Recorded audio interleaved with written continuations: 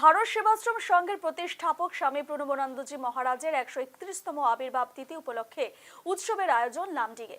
উৎসব উপলক্ষে শনিবার এক শোভাযাত্রায় অংশগ্রহণ করেন ভারত স্কাউট গাইড এবং হিন্দুস্তান স্কাউট গাইড সহ বিভিন্ন বিদ্যালয়ের ছাত্রছাত্রীরা। লামডিঙের ছবি আপনাদের দেখাচ্ছি। রেল শহর লামডিঙে এভাবেই আজ পালন করা হয় ভারত সেবাশ্রম সংঘের প্রতিষ্ঠাপক স্বামী প্রণবানন্দজি মহারাজের 131তম আবির্ভাব তিথি এবং এই তিথি উপলক্ষে উৎসবের আয়োজন লামডিঙে। উৎসব উপলক্ষে শনিবার এক শোভাযাত্রায় অংশগ্রহণ করেন ভারত স্কাউট গাইড এবং হিন্দুস্তান স্কাউট গাইড সহ বিভিন্ন বিদ্যালয়ের ছাত্রছাত্রীরা। এ নিয়ে লামডিং থেকে আমাদের প্রতিনিধি ধীরাজদের এক প্রতিবেদন দেখুন। ভারত সেবাশ্রম সংঘের প্রতিষ্ঠাপক স্বামী প্রণবানন্দজি মহারাজের 131তম আবির্ভাব তিথি উপলক্ষে লামডিঙে বিভিন্ন ধরনের কার্যসূচি আয়োজন করা হয়েছে। ইতিমধ্যে প্রায় 4 দিন ব্যাপী চলবে বিভিন্ন ধরনের উৎসব এবং এই সম্পূর্ণ বিষয় জানবো উত্তর পূর্বের যিনি সাংগঠনিক দায়িত্ব রয়েছে ওনার সাথে কথা বলবো। আপনাকে জানি স্বামীজি, আজকে আপনাদের এই অনুষ্ঠান সম্পূর্ণ বিষয়। ভারত সেবাশ্রম সংঘের প্রতিষ্ঠাতা যুগাচার্য স্বামী প্রণবানন্দজি মহারাজের জন্ম হয়েছিল মাঘী পূর্ণিমা তিথিতে। এখন 131তম তিথি চলছে এবছর। এই উপলক্ষে ভারতবর্ষের বিভিন্ন প্রান্তে আচার্য স্বামী প্রণবানন্দজি মহারাজের জন্মতিথি পালিত হচ্ছে। সেই সঙ্গে যোগসূত্র রেখে লামডিঙেও ভারত সেবাশ্রম সংঘ এখানে মাঘী পূর্ণিমা উৎসব পালিত করছে। আজ সকাল থেকে শোভাযাত্রা বিভিন্ন শহরে বিভিন্ন পথ পরিক্রমা করে আশ্রমে ফিরে এলো কিছুক্ষণ পূর্বেই।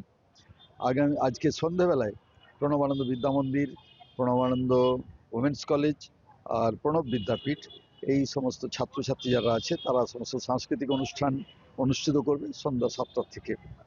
আগামীকাল মাঘী পূর্ণিমা মূল তিথি, উদয়স্ত নাম সংকীর্তন হবে।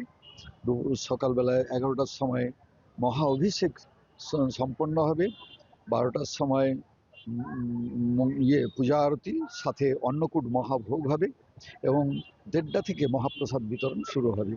এবং সন্ধ্যাবেলায় আচার্যদেবের জীবনী নিয়ে বিভিন্ন বক্তা তাদের বক্তব্য রাখবেন, ভাষণ দেবেন এবং পূজা আরতি অনুষ্ঠিত হবে। আগামীকালই মুখ্য অনুষ্ঠান। হাজার হাজার মানুষকে আমরা আমন্ত্রণ জানিয়েছি এই অনুষ্ঠানে আসার জন্য। প্রতি বৎসরের ন্যায় এবছর আমরা আশা করছি লামডিংবাসী এবং এতদ অঞ্চলের মানুষরা এই অনুষ্ঠানে অংশগ্রহণ করবে, মহাপ্রসাদ নেবেন এবং পূজা আরতি, অন্নকূট ভোগ, অভিষেক সমস্ত অংশ নিয়ে আচার্যদেবের আশীর্বাদ লাভ করবেন। স্বামী প্রণবানন্দজি বলেছেন যে তিনি মাঘী পূর্ণিমার দিন কল্পতরু হন। তাই আমি সকলকে অনুরোধ করব, সকল হিন্দু ভাই বোনকে, এই দিন আপনারা আসুন, আচার্য স্বামী প্রণবানন্দজি মহারাজের শুভ আশীর্বাদ গ্রহণ করুন। এর পরের দিন 2 তারিখে সন্ধ্যাবেলায় ধর্ম সম্মেলন অনুষ্ঠিত হবে, মানবরত্ন পুরস্কার প্রদান করা হয় এবং কিছু ছাত্র আছে তাদেরকে স্কলারশিপ দেওয়া হয়। এর সাথে সাথে বৈদিক শান্তিযজ্ঞ অনুষ্ঠিত হবে। এই বৈদিক শান্তিযজ্ঞ লামডিংয়ের সকলকার একটা প্রাণের অনুষ্ঠান।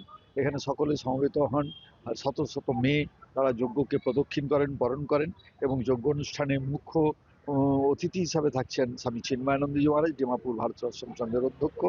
এবং এই অনুষ্ঠানে আমরা দেখেছি বিভিন্ন জন আসেন এবং প্রতি বছর তারা আমাদেরকে জানান ফিরে যে আমরা যে সব সংকল্প করেছিলাম তা পূর্ণ হয়েছে।